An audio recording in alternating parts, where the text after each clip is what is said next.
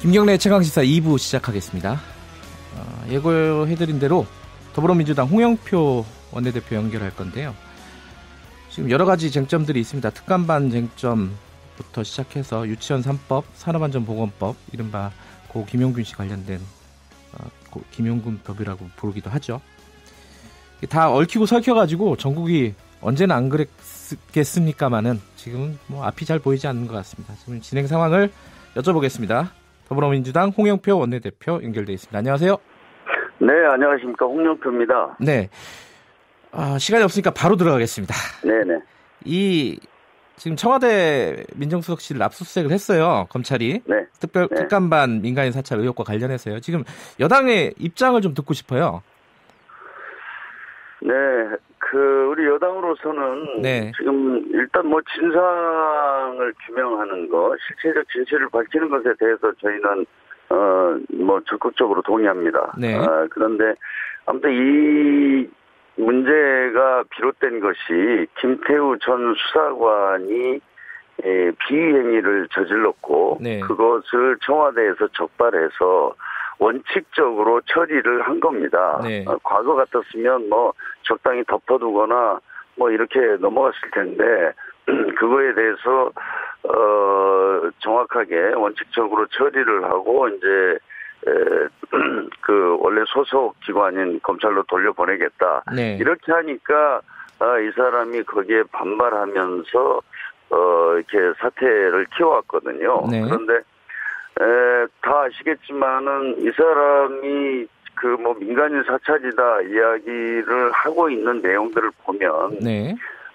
전혀 이제 그 사실과 다른 뭐 어제만 하더라도 이 특감반 오기 전에 본인이 그 검찰에서 정보 수집한 이런 것을 가지고 폭로하기도 하고 네.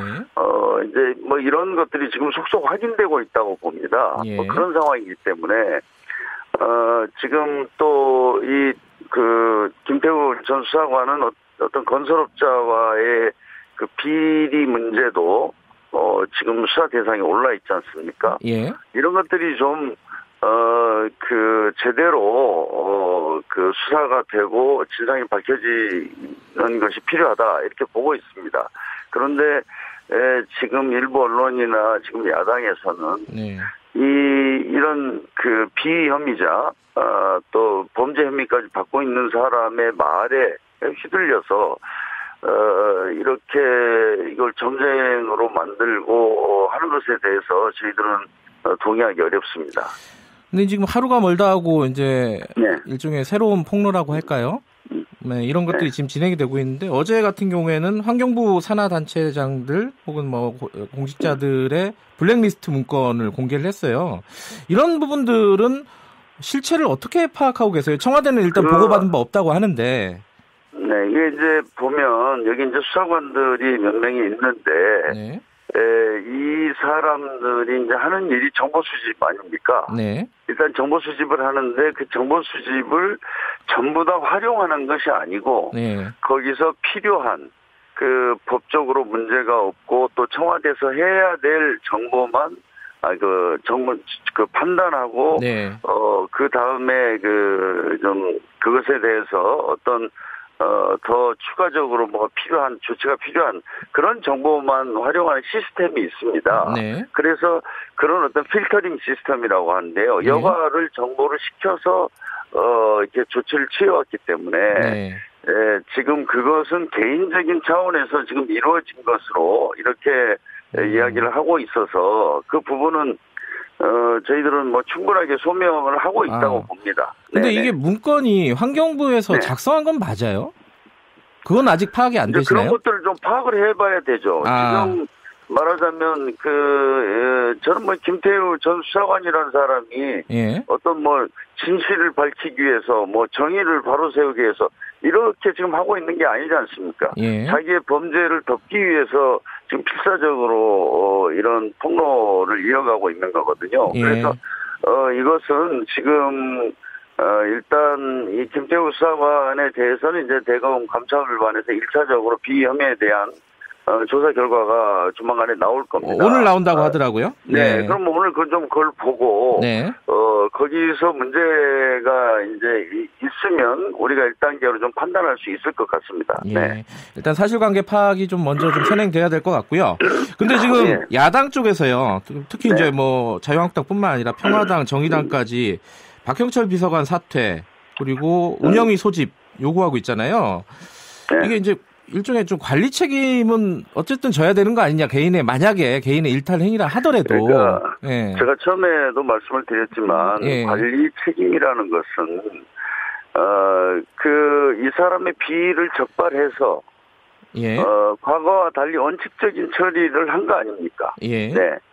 적당히 넘어가지 않고 그것에 대해서는 분명하게 엄중한 책임을 묻고 그래서 복귀시키겠다. 네. 이렇게 했더니 지금 반발해서 이런 일을 지금 저지르고 있는 거거든요. 네. 그렇기 때문에 저는 야당에서도 좀 더 이것이 어떻게 시작이 됐고 정확하게 그 실체적 진실이 무엇인지 이것을 좀 더 어떤 객관적인 예. 판단할 수 있는 걸 가지고 저희가 논의해야 된다고 생각합니다. 지금 예. 그런 어떤 범법자 얘기만 듣고 네. 그것에 이 정치권 전체가 거기에 장단을 맞춰주는 것은 안 된다고 생각합니다. 네. 운영이 관련해 가지고요. 네. 이석현 의원이 이제 조국 수석에게 들었다는 말을 전달을 하면서 네. 1차 수사가 종료되면은 국회에 가서 충실히 답변하겠다. 요거는 이제 당도 이런 입장이신가요? 어떻습니까? 아니 그러니까요. 예. 지금 예를 들어서 자유한국당에서는 임종석 비서실장 조국 수석을 검찰에 고발했지 않습니까? 예. 그래서 어제 이제 검찰이 압수수색까지 한 거고요. 예. 그러면 상식적으로 보면 저희가 만약에 운영위원회로 조국 수석이나 임종석 실장을 불렀을 때 예. 어떤 피의자는 자기와 관련된 사안을 답변하지 않을 권리가 또 있습니다. 네. 그렇지 않습니까? 아니 이것은 지금 자기가 피의자고 검찰의 수사가 될 것이기 때문에 답변할 수 없다. 네. 그러면 이게 무슨 운영위원회에서 뭘 밝힐 수 있겠습니까? 그렇기 때문에 저는 적어도 검찰 수사가 끝나는 시점에서 이것은 운영위원회 소집 여부. 그러니까 알겠습니다. 운영위원회를 안 연다는 것이 아니라 운영위원회는 저희 항상 열게 돼 있습니다. 그러나 예. 이 사건과 관련돼서 임종석 실장과 조국 수석을 소환해서 운영위원회를 하는 것은 그것은 이제 그 이후로 하자 이거죠. 알겠습니다. 네. 그럼 지금 상황에서는 네네. 어쨌든 운영위 소집은 아직은 이르다 이렇게 제가 받아들이고요. 네, 그렇습니다. 네. 저 본회의 얘기 좀 할게요. 오늘 본회의 열기로 네. 했잖아요. 이게 네. 사실상 올해 마지막 본회의가 되겠죠? 네네, 그렇습니다. 근데 지금 김용균법하고 유치원법 네. 두 개가 쟁점인데요. 먼저 김용균법 이거 어떻게 되는 겁니까 지금? 김용균법은 제가 어제는 이제 그 환경노동위원회 소위원회 법안 심사 소위원회에서 통과될 것이다 이렇게 그러니까요. 봤는데 예. 그리고 상당한 의견의 접점이 모아진 것으로 알았습니다. 네. 그런데 결국 어제 합의가 이루어지지 못하고 결국은 처리하지 못하게 되어 있는 상태입니다. 그래서 저는 자유한국당이 정말 무슨 생각을 하는지 모르겠습니다. 지금 이 산업안전보건법은 몇 년 전부터 사실 구의역에서 그 사고가 발생했을 때 그때부터 이 법안에 대해서는 여러 가지 필요성이 제기가 됐고 했는데 지금 몇 년째 이게 보류돼 있다가 지금 이번에 또 그 김용균 씨 사건으로 인해서 예. 이번에는 꼭 해야 된다.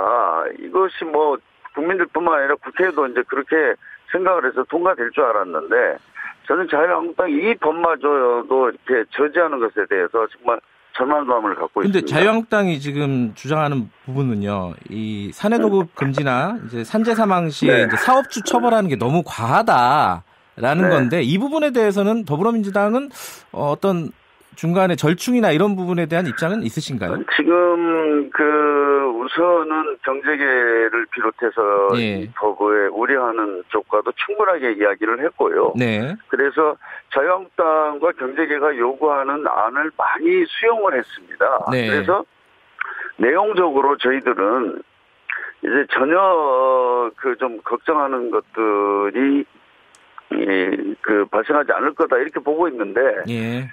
지금 자유한국당에서 저렇게 무슨 이유인지 이 법을 통과시킬 수 없다. 뭐 어떤 자유한국당 소속 의원은 이렇게 되면은 우리 대한민국의 기업은 다 죽고 민주노총만 세상이 된다. 이런 식의 이야기를 하면서 반대하고 있다니까요. 정말 답답합니다. 그러면은 이미 이제 절충된 아니다 이런 말씀이신데요. 이게 오늘 합의가 안 되면은요. 이거 어떻게 되는 겁니까? 연을 넘기는 거죠? 그럼 19년으로 넘어가는 거죠? 그렇죠. 일단은 자유한국당이 입장을 변화하기 전까지는 통과가 어렵습니다. 예. 그리고 유치원법이요. 유치원 3법은 이것도 사실 합의가 좀 되는가 싶었는데 이게 또 완전히 무산된 느낌이에요. 어떻습니까, 상황이? 결국은 이거는 최종적으로 이제 결렬이 됐습니다. 그 이유는 아시겠지만 유치원의 회계의 투명성을 어떻게 확보하느냐는 문제 아닙니까? 그래서 에듀페파인이라는 데서 통합 회계로 관리할 거냐, 아니면은 소위 정부에서 지원하는 것과 교육비를 따로 학부모들이 내는 것을 따로 지금처럼 이렇게 관리하도록 할 거냐. 그리고 그런 것들을 위반했을 때, 그러니까 교육비를 사적으로 유용한다든가 이렇게 했을 때 처벌 조항을 두느냐 마느냐. 이런 것인데 이것에서 자유한국당이 단 한 걸음도 이렇게 나가지 않고 마음을 바꾸지 않고 있습니다. 그래서 유치원 3법은 최종적으로 결렬이 된 상태죠. 그러면 패스트트랙으로 가나요? 그래서 지금 저는 결국은 바른미래당이 계속해서 거기 교육위원회에 있는 바른미래당 소속 두 의원은 패스트트랙을 찬성하고 있으니까 일단 패스트트랙이라도 올려놓고 저희가 좀 이번 임시국회를 마무리해야 된다 이런 입장인데 지금 바른미래당에서 최종적인 결정을 못하고 있습니다. 오늘 아마 의원총회에서 결정을 할 예정인 것 같아요. 글쎄요, 저희는 바른미래당의 협조가 없으면 이 패스트트랙마저도 어렵기 때문에 그렇습니다. 근데 이제 예컨대 패스트트랙을 지정을 해도 한 1년 기다려야 되잖아요. 그리고 또 처벌 유예 조항 같은 거 하면은 330일입니다. 그래서 저희들은 원래 이제 이런 새로운 제도를 도입하면서 한 1년 정도의 유예 기간도 필요하다 이런 판단에서 저희가 그렇게 되면 패스트트랙을 아예 한 330일 정도 걸리거든요. 최장. 그래서 그 정도는 우리가 패스트트랙을 해서 330일 이후에 바로 통과가 되면 시행할 수 있도록 그렇게 하면 효력은 비슷하다 이렇게 보고 있습니다. 아예 그때 통과시킬 때 유예 기간을 안 두겠다. 이제 문제는 바른미래당이 패스트트랙 자체에 대해서 지금은 약간 주저하는 분위기가 있기 때문에 좀 설득을 해보도록 하겠습니다. 근데 지금 자유한국당이 패스트트랙에 대해서 좀 되게 민감하게 지금 발언을 하고 있는데요, 대응을 하고 있는데 이 패스트트랙으로 가면은 전국이 더 꼬이는 거 아닌가요? 어떻게 보세요? 근데 참 이게 국회 선진화법의 문제인데요. 지금 교육위원회에서는 5분의 3 이상, 그러니까 전체 상임위원들이 15명인데 8명 이상이 이거는 찬성하고 있는데도 지금 한 당의 반대로 이게 처리되지 못하는 상황인데요. 저는 참 하여튼 그런 근본적인 문제도 있지만 이 문제만은 그 유치원의 수십만 명의 학부모들이나 국민들이 요구하고 있는 그런 유치원 3법에 대해서 국회가 더 이상 외면하고 이렇게 발목 잡는 일은 하지 않아야 된다고 봅니다. 다른 얘기도 하나 더 여쭤볼게요. 이 최저임금 얘기가 아직도 논란이 많습니다. 산정 계산 방식 때문에 지금 또 갈등이 있는데 지금 좀 남아있는 게 또 최저임금 결정 과정에 대해서 좀 개편을 하겠다라는 측면이 하나 있고요. 그다음에 연동되는 문제인데 사실 탄력근로제를 또 확대하겠다 이 문제가 있는데 이거 지금 어떻게 진행이 되고 있고 여당의 입장은 변하지 않는 거죠 지금은? 최저임금에 대해서는 우리가 사회적 양극화를 해소하기 위해서 필요한 정책이다 이렇게 좀 이해를 해주셨으면 좋겠고요. 그러나 지난 이제 한 2년 동안 이제 급격하게 상승한 것에 대해서 자영업이라든지 일부 영세 중소기업 이런데 어려움이 있습니다. 그리고 또 전체적으로 우리 경제에 미치는 우리 산업 경쟁에 미치는 영향력도 고려를 해야 되기 때문에 이것에 대해서는 좀 속도 조절도 하겠다는 것을 저희 정부가 분명하게 밝혔고요. 네.